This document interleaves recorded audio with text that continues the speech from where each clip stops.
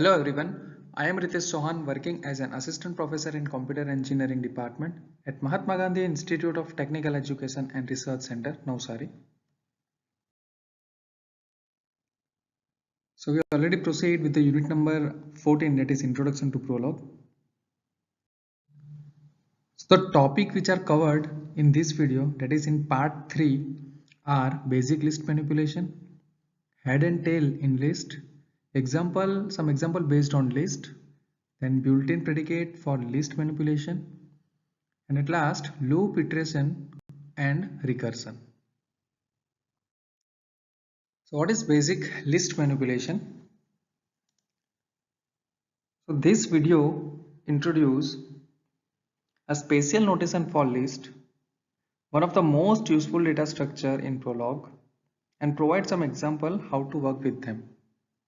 So one of the most useful data structure in Prolog are list. So lists are contained in square bracket with the element being separated by commas. Their element could be any Prolog term which contains atoms, variables, numbers and compound terms. But it also includes as an empty list which is written by square bracket, opening square bracket and closing square bracket. Here are some example of a list. So this particular list contains 4 atoms or 4 elements. All contains atoms. Okay. Elephant, horse, donkey, dog. These all are atoms as we know. So there are total 4 elements in this particular list. So the following is also another example for the list. We can write an atom, then empty list. List inside the list can also be acceptable in the list. Then variable x. Then this clause x is a parent of Tom. Then this is another list. This is eliminated as a one element of a list. Okay, so total element in this list are 1, 2, 3, 4, 5 and 6.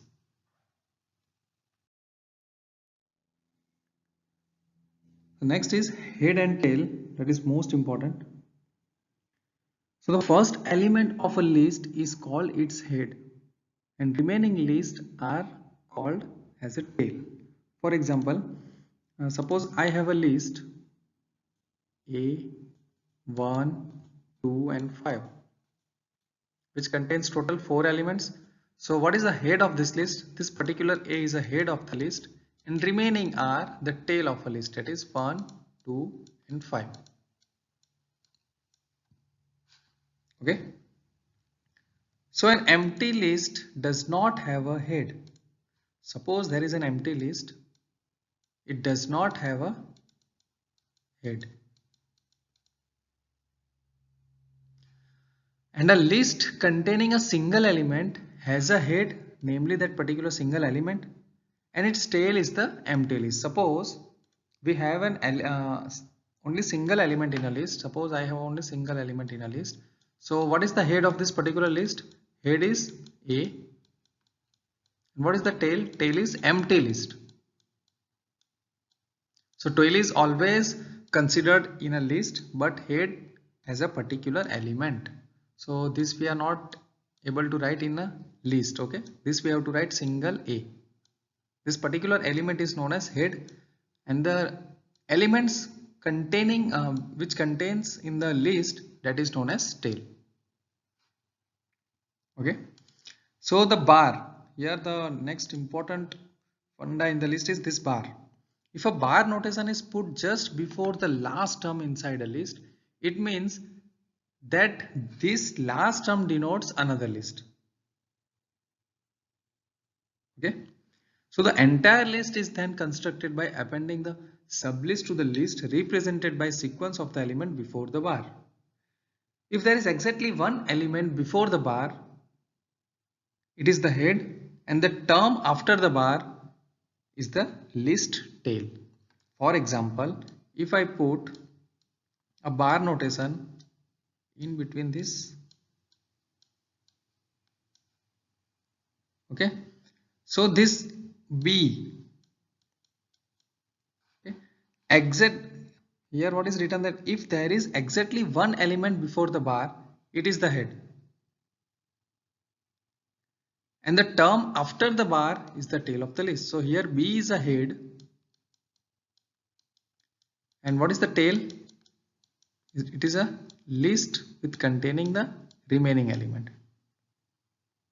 Okay, if it contains a D also, then in the list, in the tail list, we also considered D. So let's see some example of head and tail. Suppose I ask a query to the Prolog that in the list 1, 2, 3, 4 equal to head bar tail, then these both are the variable. Then what is the value of head? The value of head is 1. And what is the value of tail? 2, 3, 4 and 5. Okay, I already told you that the first element in the list is called as the head of that particular list. Okay, here 1 is the head of the list and 2, 3, 4, 5 is the tail, which has been computed by Prolog simply by matching the list of number with the head tail pattern. Suppose list have a single element, then that element is a head and empty list is a tail. That I already told you. For example, if I have a single element in a list and if I write x bar y, then x contains only head. So what is x? X equal to 5. Y contains an empty list. But this empty list does not have any head or tail. Okay.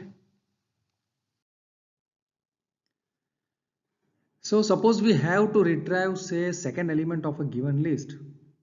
So in the following example, we use the anonymous variable for the head and also for the list after the bar, because we are only interested in the second element. Okay. Suppose there are total 4 elements in a list. First one is Surat, second Navsari, third one Valsad, and fourth one is Vapi. And I want to retrieve only second element. That what I simply do, I put one anonymous variable. I already explained you what is anonymous variable in video part 1. Okay. Now comma. So x contains now the second element. Okay, x is a variable.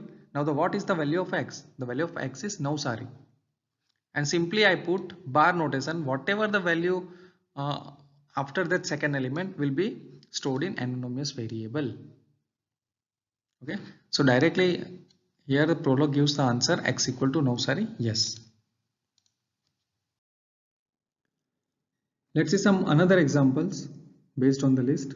Suppose I write a comma b comma c equal to variable 1, b, variable 2 and d.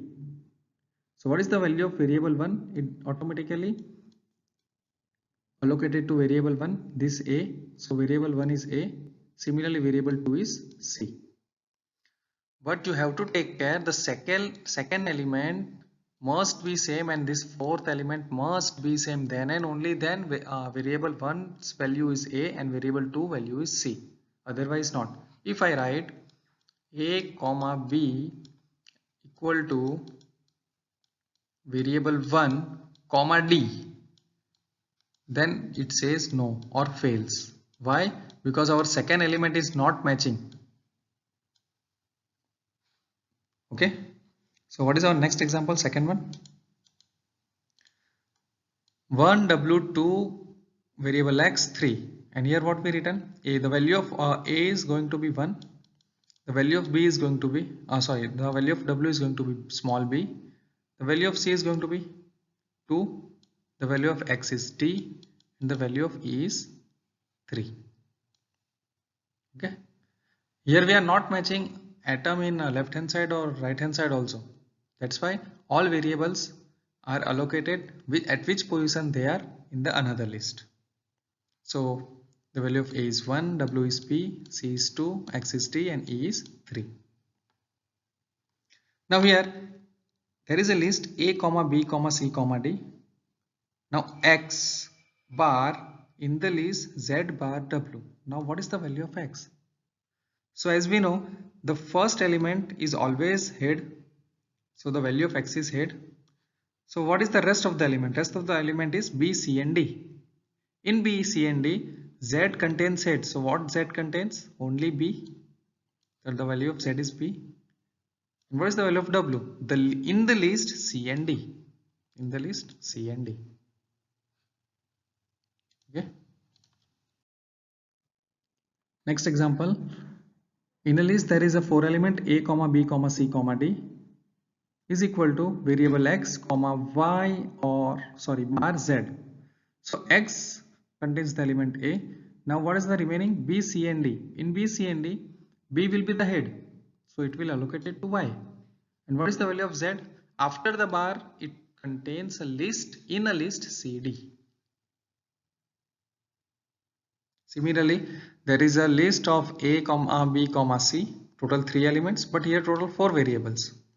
X is allocated the value a, y is allocated the value b, z is allocated the value c. Now what is t?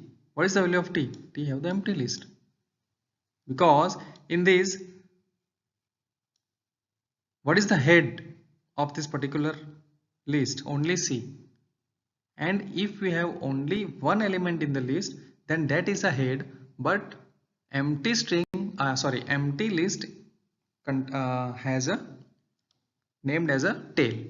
That's why t equal to tail, empty list. So next it is another example based on list, that write a Prolog program to write or print a list. Okay, whatever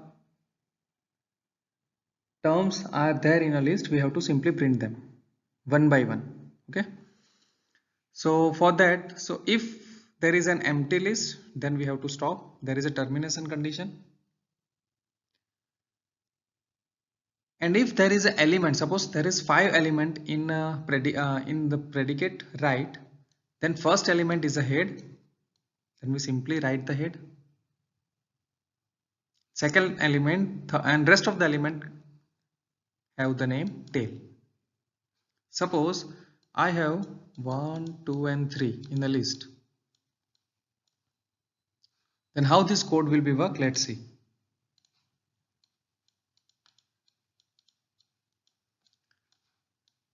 If I hit write 1, 2, 3 dot in the Prolog console, then it will be checked with this statement, because write first it goes from top to down. So it is not an empty list, it cannot be stopped. So next, write in head part the value of h is automatically 1, and what is t? T equal to 2, 3, because there is a bar notation between h and t. So if I write h, what will be printed first? 1, and then new line will be executed. So whatever we write next, it will be in the new line. Then what we call write t. What is t? 2 and 3. So write function will be called. So first write is here, so it is not an empty. Second write is here. Then in 2 and 3, what is our head? 2 is our head. And what is t? In the list 3. So what will be printed next? 2, then new line. Then write function will once again call with tail. What is t? What is our t? 3. So it will be go from top to down.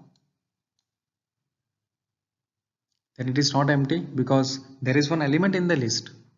So this will be called, what is the head now? Head equal to 3 and tail equal to empty string. So what we write here? 3.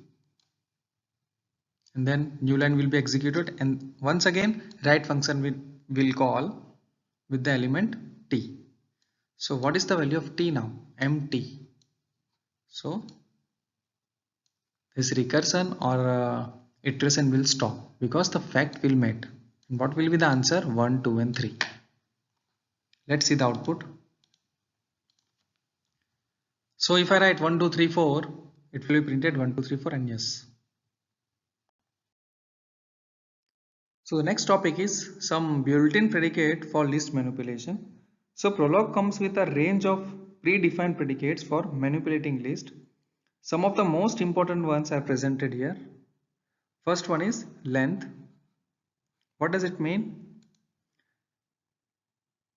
The second argument is matched with the length of the list in the first argument. Suppose I write a predicate name that is length. Okay, and my argument 1 is a list, that is elephant, empty bracket, and in the list 1, 2, 3. comma, I have to take one variable name. Suppose my variable name is length. So what is the length? 1, 2 and 3 will be printed here in numeric. Okay. Now second important predicate of list manipulation is member. So the goal of member, suppose I am writing here element and list, will be succeed if the term element can be matched with one of the member in the list. So if this element will be matched one of the member in this list, then it will be say yes, otherwise no. For example, if I write on the Prolog console member dog, and in the list there is a number of elements like elephant, horse, donkey, dog, monkey, it will give the answer yes. If I write rat, so there is no element in the list which names as a rat. So what is the output? No.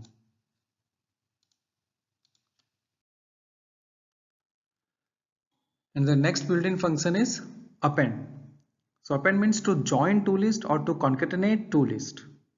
Suppose I am using here append 1 comma 2, sorry 1 in the one list, and this is our second list that contains 2 and 3. And you have to take one variable at the last as a third argument. Okay, so what is the value of a now? 1, 2 and 3. It concatenates two lists. Next one is reverse. So this predicate can be used to reverse the order of the element in a list. The first argument has to be a list, and the second one will be the matched with the reverse list. Okay, so first in reverse predicate you have to write a list or write a element which can element with the list whose second argument contains exactly reverse of this particular list. So what is the value of x? 5, 4, 3, 2, 1. Next one is select. So suppose there is a list in the second argument and an element of that list in the first. This predicate will match the third argument with the remainder of that particular list. For example, in first argument, suppose I have to remove one element from the particular list. So in first argument you have to write that particular element. Suppose I am writing here bird. And in the list there are total 4 elements, that is mouse, bird, jellyfish and zebra. Okay, so bird will be selected and removed from the list. And what is the value of then x now? X equal to mouse, jellyfish, zebra. So select is used to remove the particular element from the given list. Next one is subtract. So subtract contains total 3 arguments or 3 elements, which removes all elements in list 2 from list 1 to provide list 3. Okay, if we use subtract, it removes all elements from list 2. All elements in list 2 from list 1, and it will be stored at list 3.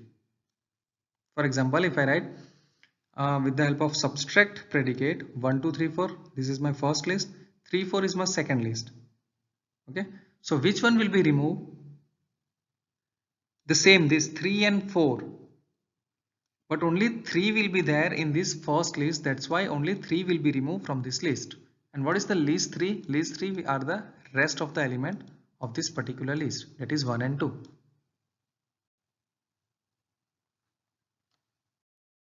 So the next topic is loops or iteration and recursion. So predicate can be defined recursively. A predicate is recursively defined if one or more rule in its definition refers to itself.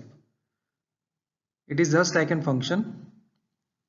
So for example, recursion in Java, here's a Java method to compute the factorial of n natural number. Obviously it is recursive. Okay, this program we already done in Java. So we all know that for finding the factorial there is a recursion. So how to recursion that particular factorial program in Prolog? So the definition of a program predicate to compute factorial is, first we have to write one base case that zeros factorial is 1, and then the recursion step that we already see in the Java program. Okay, first it will be checked that particular number is greater than 0 or not. Then in n1 we stored n minus 1. Suppose n is 5, then n1 is 4. Then we have to uh, call once again factorial function with the help of that particular new number which we get from n minus 1, that is stored in n1 comma f1. Then what is the value of f? F is n into f1. So this is our recursion step which we have to write in the Prolog program. So what is the output? Suppose I write what is the factorial of phi comma x, then phi is our n. Okay, and x, the value of x will goes to f, and x will be represented here that x equal to 120. This is one another example of recursion to find the addition of the member in a list. So you can try this at your home. If you have any query, please contact me. So here we complete the part 3 of unit number 14. In next part, that is our last part of unit number 14, we proceed with the predicate named as cut, fail and repeat. Okay, that are the most important predicate in unit number 14. If you have any query in this part, please contact me. Thank you.